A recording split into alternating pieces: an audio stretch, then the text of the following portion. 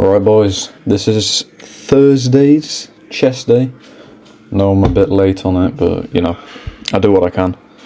This chest day we were repping 90 kilos. Nothing crazy, not my top set in any kind of way, but I was sick for about 2 weeks, so that kind of sucked.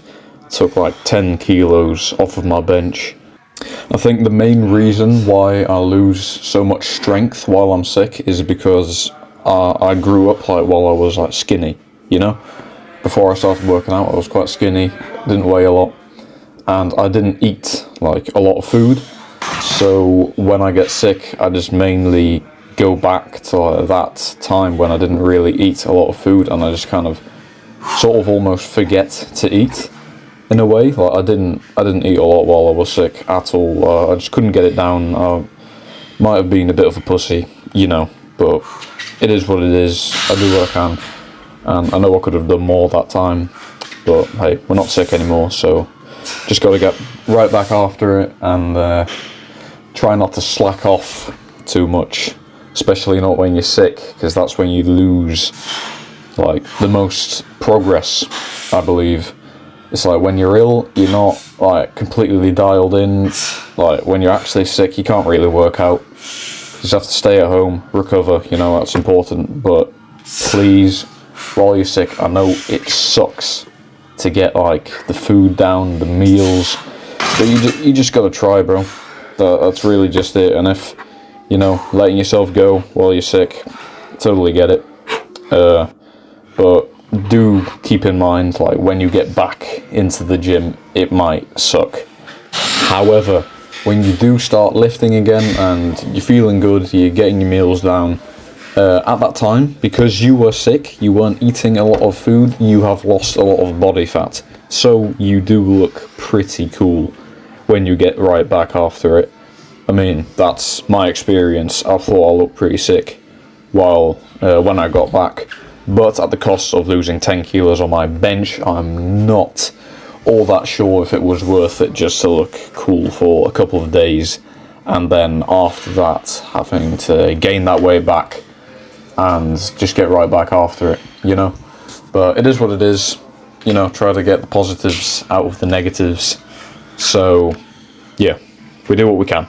One major thing that I have also, like, came to realise is that, because I'd be on TikTok, you know, you'd be scrolling, and you'd come across like these absolute freaks, you know, like, there's this one kid, Antoine Sumter, like, he's crazy, you know, it's insane, like, his physique, it's crazy, his strength is just out of this world, and he's 16 years old, you know, and I'm 17 years old, and I'm looking at that, and I'm thinking, right, well, how am I not at that level?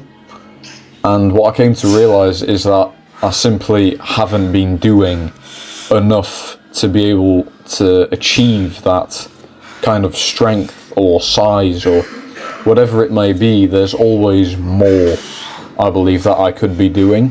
So that is one thing that I have to like get after, is not to let myself slack off, not let myself like get into like that dip, because then I'd be thinking like, oh, why does this person have that? Why do I not have it? Why is this guy so strong? Why am I not that strong? You know, I'm constantly comparing, and that's one thing that I have to kind of get myself to stop doing. But in a way, it's very hard to stop doing that, because when you come across that on your For You page, pretty much everyone, they start comparing to themselves and maybe to other people around them, thinking like, oh, how is he doing this much weight? Well, I'm doing the same thing that he's doing, but I'm not getting the same results. I'm not getting this. To be honest, there's always more you can do. So if you're at that point, like, where you keep on comparing yourself to other people you see online, it might be time to like reflect and look at yourself. Think about, right, what could I be doing more? If you're really like about it, you really want to like get after it and become like as big, as strong as possible. At that point, you really just have to like, well, lock in. You just have to like zone out completely only focus on you. Don't be looking at other people. Don't be looking at, oh, what they're doing. How much is he benching? How much, like, does he eat? Whatever. Like, you might be able to gather information about that and apply it to your own journey. You know, like if someone's bulking, you might think, oh, right, I have to start bulking if I really want to gain this weight. You know, or this person is cutting. They're having so many calories in a day. I'll give it a shot, see what happens to me while doing it. If it works, great, amazing. I'll keep doing it. If it doesn't, I have to change and adapt to my genetics and the way that my body works. That's also like the reason why I gotta stop comparing, because it takes away from my own joy. It doesn't help with anything at all. It just, like they say, comparison is the thief of joy. It is true. Because everyone's got their own genetics. No one is built exactly the same, unless you're like twins or whatever, like identical twins. No one has the exact same genetics and maybe even potential. Like, everyone has potential. Everyone does. But the reality is, might be quite brutal. Some people just have like the genetics, elite genetics. Their mindset is just completely dialed in. There's nothing else going on up there but what they want to achieve. If you're one of those people, great, amazing, keep going at it. So if you don't think you have the genetics or whatever the hell it might be, you can always become better. You can always be bigger. You can always be stronger. There's nothing that's stopping you but yourself from achieving those goals. So you might not have Mr. Olympia genetics, you know, but at least try to be the best that you can be. That's what's important. It's not about what other people are achieving and then comparing to that. Back to the comparing, like, stop comparing. It's everyone's journey is different, everyone's genetics are different. So that's also one thing, is that I gotta stop comparing, because me thinking, oh, that's not fair, why is this person so much stronger, why is he so much bigger? Like, first of all, their genetics are different. I've already said this like a million times right now. Second of all, they're probably working harder, they're probably eating more, they're probably sleeping more, training harder, everything, just more. Like Rich Pineda said, the more you put in, the more you get out. That's the true reality behind it. So that's really something that I've got to lock in on more, because there is more that I can do. I know that I can train harder. There's more, like, I can eat way more. Like, that's what I have to do to become better, to become bigger, to become stronger. And if I do that, I truly believe I could potentially become one of those people then. You know, I want to be the guy that pops up on the For You page and people are thinking like, oh my god, like, how is he doing all of this weight? Like, that's just unreal, you know, that I want that to be me. I want to achieve that. So then I've got to do whatever it takes to get there. And if that means having to meal prep for, you know, 3 hours in my free time, having to chow down all of these meals that I don't like, you know, I don't want to be eating that much food, but if that's what it takes to become the best version of me, the biggest and the strongest I can possibly be, that's what I'm gonna have to do. Like, there is no other way but to do more. Like, the more you do, the more you get out. That's as simple as it is. Like, there is no secret to any of this. The only secret is more. But that isn't even a secret. Everyone should know this. The more you put in, the more you get out. I keep on saying it. That's how this works. You're not going to get the same results while putting in, like, mid-effort. You're not eating as much as you could be. You're not resting as much. Like, you're doom scrolling on your phone instead of recovering and getting sleep.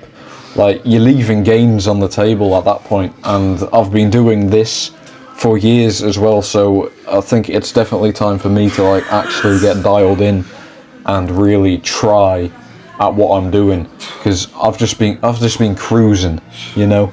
I've been taking my time with it, and when I look back at what I could have done more, I realised like how much better I could be doing at what I am doing right now. So that's the one personal thing for me, is that I have to like start doing more, start eating more, training harder, work on my weak points, you know, like really embrace that struggle and, you know, face the things that I don't want to do the things that I don't like. I don't like eating that much food. It's horrible, you know, having to stuff down like another meal after you get home from college, whatever, you eat a meal, you go do your workout, and you get home, yeah, it's late, you want to go to bed, you're tired, you're finished, but there's still one meal sitting in the fridge waiting to be eaten for that day, you know. So then at that point you have to make the decision, like, what's more important? There's like going to bed now, or if you really want it, you just get that meal out of the fridge, chow it down, and then go to bed. At least then you can go to bed and think, right, yes, I gave it my all, I am finished for today, there is no more that I could have done. The best move on the chessboard now is to go to bed, is to sleep, recover, and get right back after it the next day. Alright, I might have to stop this rant now, because I've been going on for like, 10, 11 minutes just ranting on about, so, like, trying to be better. I think you boys or girls, whoever, you get the point, you know. The more you put in, the more you get out. I'm gonna keep it at that. So the workout is wrapping up. It's coming to an end. Just doing these bicep curls, and then I'll be finished for the day. Quick little pose down at the end, and then yeah, we'll be done. So I'm gonna leave it at that, boys. You can finish watching the video, of course. I'll just do a quick little montage at the end, quick little edit or whatever the hell. Just some sick music over the pose down, and then yeah, that'll be it.